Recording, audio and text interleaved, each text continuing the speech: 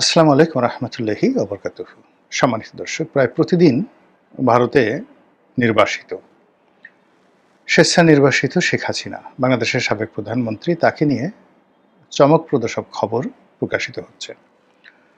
কোনোদিন একটা video footage, কোনোদিন একটা অডিও বার্তা, কোনোদিন তার নেতাকর্মীদের সাথে কোনো একটা, যাকে বলা হয়, বক্তব্য, অথবা আইসিটিতে তার কি বিচার হচ্ছে, তিনি এবং তার পরিবারের দুর্নীতি, সম্পদের খোঁজ, তিনি দিল্লিতে কি করছেন, কি খাচ্ছেন, কোথায় থাকছেন, কার সঙ্গে কি বৈঠক করছেন। মানে তার ২৪ ঘন্টার মধ্যে তিনি যদি কোনো দিন এটি তেলাপোকার সঙ্গে কথা বলেন, কোনো একটা তেলাপোকাকে পাড়িয়ে মারেন, কোনো একটা চড়াই পাখি কিংবা শালিক অথবা দোয়েল পাখি, ভারতে দোয়েল পাখি আছে কিনা আমি জানি না, তো সেগুলোর সঙ্গে একটু খুদ দেন, খাবার দাবার দেন, মুড়ি বুট দেন, এগুলোও এখন বাংলাদেশের পত্রপত্রিকার জন্য সবচেয়ে বড় খবর। সামাজিক মাধ্যম তো বটেই, এবং শেখ হাসিনাকে ছাড়া, আওয়ামী লীগ ছাড়া এই মুহূর্তে বাংলাদেশের মানুষ সম্ভবত অন্য কোনো কিছু শুনতে অত বেশি আগ্রহ প্রকাশ করছে না।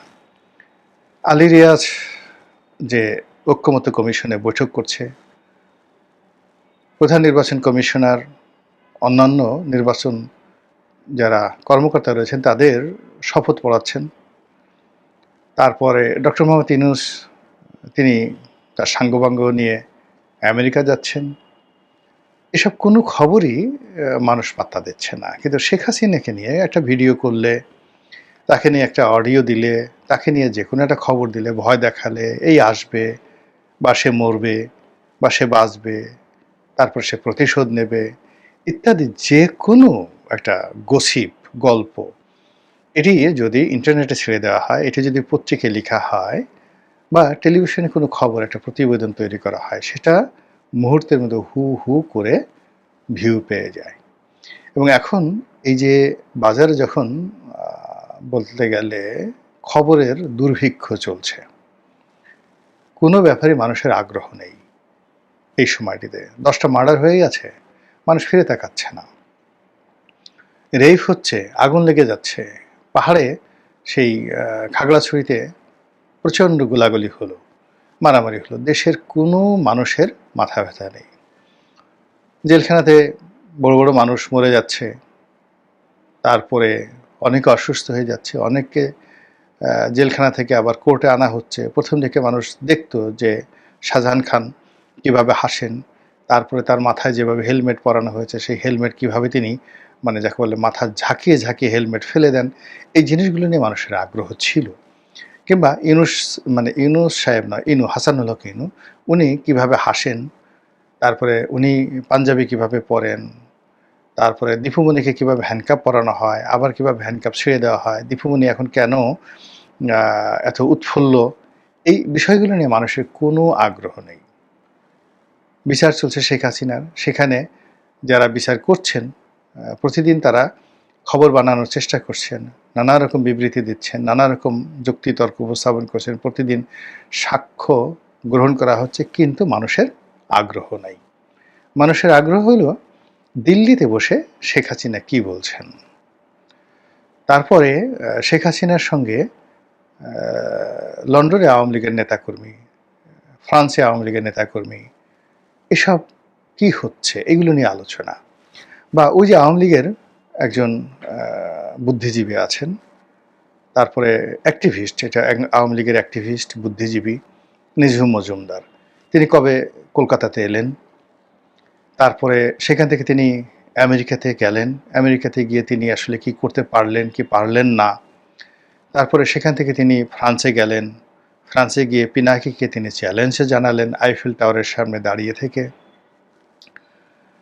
তারপরে সেখানে তিনি সমাবেশ করলেন আওয়ামী লীগের লোকজনদেরকে নিয়ে। এসব নিয়ে সোশ্যাল মিডিয়াতে যত আগ্রহ, অপরদিকে যদি বাংলাদেশের কোনো একটা গুরুত্বপূর্ণ ব্যক্তির উপর বজ্রপাত হয়, ঠাড়া পড়ে, কিংবা কোনো একজন লোকের, মানে কি বলবো, সেই হার্ট অ্যাটাক হয়, মঞ্চের উপর চিত হয়ে পড়ে যায়, রাস্তায় চিত হয়ে পড়ে যায়, তাকে হাসপাতালে সে দিনের পর দিন বসে আছে, এই সমস্ত লোকজন সম্পর্কে এখন আর মানুষের কোনো আগ্রহ নাই। না থাকার কারণে মূলধারার যারা গণমাধ্যম রয়েছে, সেটা মানবজমিন বলেন কিংবা আমার দেশ বলেন, কালের কণ্ঠ বলেন, প্রায় সব পত্রপত্রিকাই খুব কৌশলে শেখ হাসিনাকে নিয়ে তারা নিউজ করছে। আপাত দৃষ্টিতে মনে হচ্ছে যে তারা শেখ হাসিনার বিরুদ্ধে নিউজ করছে, কিন্তু কার্যত এই নিউজগুলো শেখ হাসিনার পক্ষে চলে যাচ্ছে। শেখ হাসিনাকে নিয়ে যে ভয় দেখানো হচ্ছে, শেখ হাসিনাকে নিয়ে যে আতঙ্ক তৈরি করা হচ্ছে, তাকে কৌশলে যেভাবে আলোচনার মধ্যে রাখা হচ্ছে, এতে করে শেখ হাসিনার অপোনেন্ট যারা আছেন তারা ক্রমশ অন্ধকারের দিকে চলে যাচ্ছেন।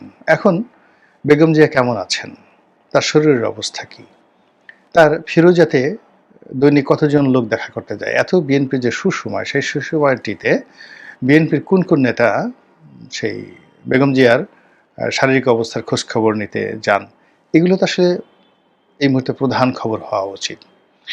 কিংবা তারেক রহমান সাহেবের বাংলাদেশে আগমন, তারপরে তিনি কি বললেন, কি করলেন, তার পরিকল্পনা কি, রাষ্ট্র গঠনে তার যে দফাগুলো রয়েছে সেই দফাগুলোর অবস্থা কি, ইত্যাদি বিষয়গুলো তো লিড নিউজ হওয়ার কথা, কিন্তু সেগুলো হচ্ছে না। বরং জনাব তারেক রহমান সাহেবকে তার কর্মকাণ্ড প্রচারের জন্য মূলত বিএনপির যে মিডিয়া সেলের যে পেজ রয়েছে বা তার নিজের যে ভেরিফাইড ফেসবুক পেজ রয়েছে তার উপরই নির্ভর করতে হচ্ছে। অথচ শেখ হাসিনা পুতুলের সঙ্গে কি করছেন, তারপরে জয় কবে এলো, তাপসের সঙ্গে তার কোন জমানাতে কি কথা হয়েছিল, এসব কেন লিড নিউজ হচ্ছে, কেন এসবকে লিড নিউজ করা হচ্ছে? মূলত জনমনে এই বিষয়টা নিয়ে আতঙ্ক আছে, জনগণের মধ্যে এই বিষয়টা নিয়ে আগ্রহ আছে এবং জনগণ এই বিষয়গুলো শুনতে চায়, বুঝতে চায়। এবং আমাদের দেশে একটা বিখ্যাত গান রয়েছে, আমি কষ্ট পেতে ভালোবাসি তাই তো বারে বারে তোমার কাছে ফিরে আসি, হাসানের সে বিখ্যাত গান। এখন শেখ হাসিনা আমাদেরকে যে ছ্যাঁকা দিয়েছেন, যে ধোঁকা দিয়েছেন, যেভাবে আমাদেরকে সাগরে ফেলে দিয়ে তিনি হেলিকপ্টারে করে চলে গেছেন, আমরা হেলিকপ্টারের মানে একটা রশি লাগিয়ে একটা ঢিলও ছুঁড়তে পারিনি তার হেলিকপ্টারের দিকে।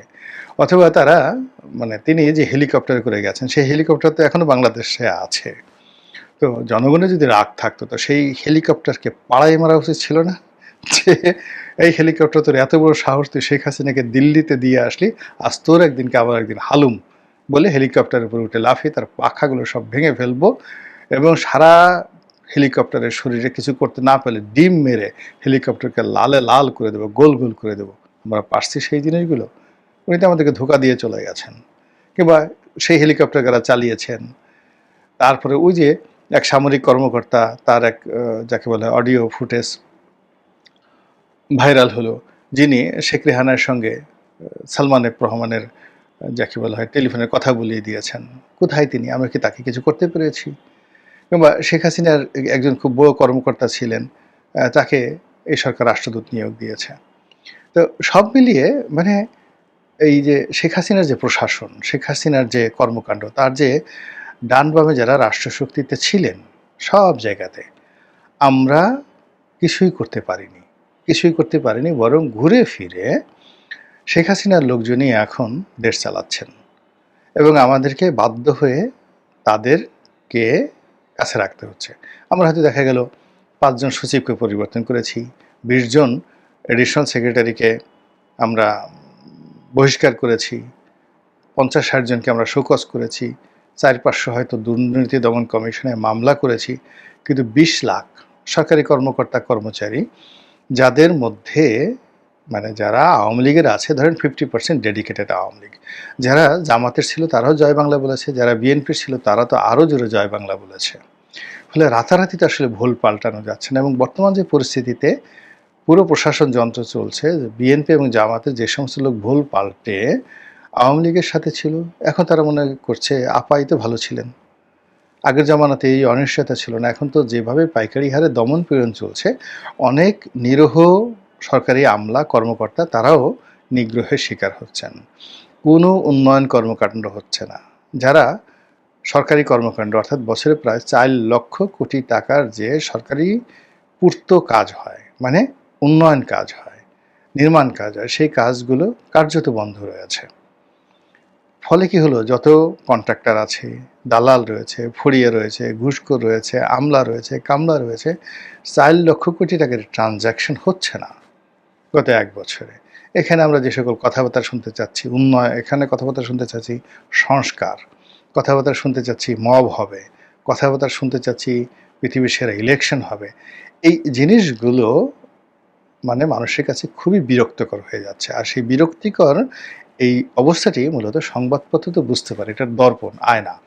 তো কাজেই তাকে তো পত্রিকা চালাতে হবে, তাকে ইউটিউব চালাতে হবে, তাকে তার আয় রোজগার চালাতে হবে। যেমন ধরেন যমুনা টেলিভিশন।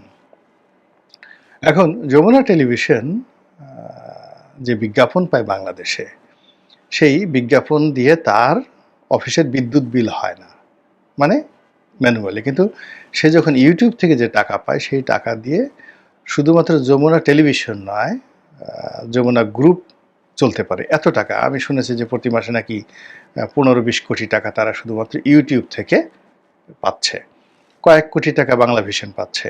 একেবারে ছোট যে টেলিভিশন স্টেশনগুলো রয়েছে, তারাও এখন ইউটিউব কেন্দ্রিক যে তাদের প্রচার, অর্থাৎ একটা তারা টকশো করছে বা ভালো একটা অনুষ্ঠান করছে, সেটা জমে গেল, সেখান থেকে তারা যে টাকা পেলো, একেবারে সবচেয়ে ছোট স্টেশনগুলো মাসে 50 লাখ টাকা তারা ইউটিউব থেকে ইনকাম করছে এবং সেটা দিয়ে তারা চলছে। ফলে ভিউ পাওয়ার জন্য এরা রীতিমতো পাগলামো করে থাকে। পত্রপত্রিকাগুলো, প্রায় সব পত্রপত্রিকাগুলো তারা এখন তাদের যে মাল্টিমিডিয়া ডিভিশন সেটিকে শক্তিশালী করেছে এবং সেগুলোর উপরে চলে। যেমন ধরেন কালের কণ্ঠ, মানব জমিন, আমার দেশ। এখন আমার দেশের সার্কুলেশন কয় হাজার হবে, আমি কথা বলে আমার দেশকে ছোট করতে চাচ্ছি না, যেহেতু সংবাদপত্রের যে অবস্থা আমি জানি। তা আমার দেশ পত্রিকায় বিক্রি করে এবং বিভিন্ন কোম্পানির বিজ্ঞাপন পেয়ে বা সরকারি বিজ্ঞাপন পেয়ে আমার দেশের অফিস ভাড়া এবং বিদ্যুৎ বিল হয় না।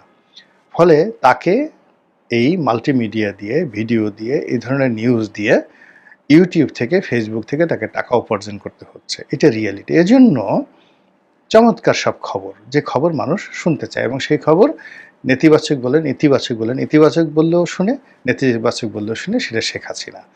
এখন সেই শেখ হাসিনাকে নিয়ে পত্রপত্রিকায় কয়েকটা রিপোর্ট করেছে। আমি মানব জীবনের একটা রিপোর্ট দেখলাম এবং সেই রিপোর্টে তিনি কবে কার সাথে কি কথাবার্তা বলেছেন নেতা কর্মীদের সাথে, এবং সঙ্গতির কারণেই একজন নেতা বলতেছে, আপা ওরা তো আমাকে পিটাইছে, আমাকে মারছে। তিনি তো বলছেন যে ঠিক আছে, পিটাইলে তোরাও পিটা, তোমরাও পিটাও।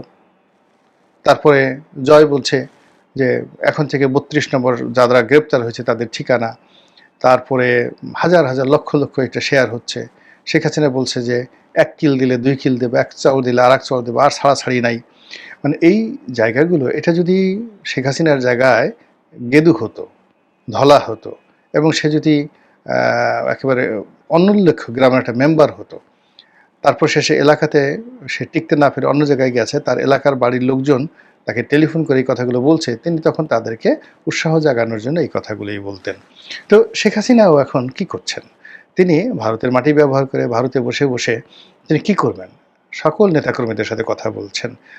যখন বড় বড় মন্ত্রী মিনিস্টাররা তার সঙ্গে 2 মিনিট কথা বলার জন্য দিনের পর দিন গণভবনের দরজায় ধর্ণা দিয়েছেন, মন্ত্রী মিনিস্টাররা কথা বলতে সাহসই পাননি, নেতাকর্মীরা তো প্রশ্নই আসে না। তো সেই ক্ষেত্রে এখন দেখা গেল যে তিনি নিজে সেই কুড়িগ্রামের হয়তো কোনো ইউনিয়নের যুবলীগের সভাপতির সাথে কথা বলছেন, যে পালিয়ে আছে ঢাকাতে, যে টেলিফোন করছেন শেখ হাসিনাকে, সবার সঙ্গে তিনি কথা বলছেন। তো কথাবার্তা বলার পরে সেই কথা আবার কখনো কখনো শেখ হাসিনার লোকজন ছড়িয়ে দিচ্ছে, কখনো কখনো যিনি কথা বলছেন তিনি ছড়িয়ে দিচ্ছেন, কখনো কখনো গোয়েন্দা সংস্থাগুলো ছড়িয়ে দিচ্ছে। আর সেগুলো নিয়ে আমরা এই যে ভিডিও বানাচ্ছি, কন্টেন্ট তৈরি করছি, এবং শেখ হাসিনা বাংলাদেশকে উত্তাল করে দিচ্ছে, এবং শেখ হাসিনা বাংলাদেশকে গৃহযুদ্ধের দিকে ঠেলে দিচ্ছে। এবং ওই যে কুড়িগ্রামের যারা যুবলীগের লোকজন, যারা এলাকার শিবিরের ভয়ে, তারপরে শেষে এলাকার শিবিরের ভয়ে, ছাত্রদলের ভয়ে, সমন্বয়কদের ভয়ে যে এলাকায় থাকতে পারছে না, সে ঢাকা শহরে এসে শেখ হাসিনার সাথে কথা বলে এমন শক্তি অর্জন করেছে, সেই শক্তি দিয়ে সে এখন বাংলাদেশে একটা গৃহযুদ্ধ করে ফেলবে।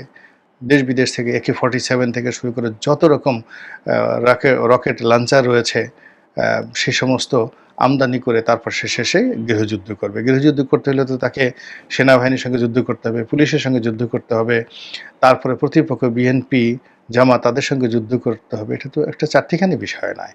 ফলে যে খবরগুলো হচ্ছে, সেই খবরগুলো মূলত আমাদেরকে ভয় দেখানোর জন্য, বিনোদন করার জন্য এবং নিজেদের কাটতি বাড়ানোর জন্য। এর বাইরে এর কোনো যাকে বলা হয় নিউজ ভ্যালু রয়েছে, রাজনৈতিক গুরুত্ব রয়েছে বলে আমি ব্যক্তিগতভাবে মনে করি না। মহান আল্লাহ আমাদের সবাইকে হেদায়েত দান করুন এবং হেফাজত করুন। আসসালামু আলাইকুম ওয়া রাহমাতুল্লাহি ওয়া বারাকাতুহু।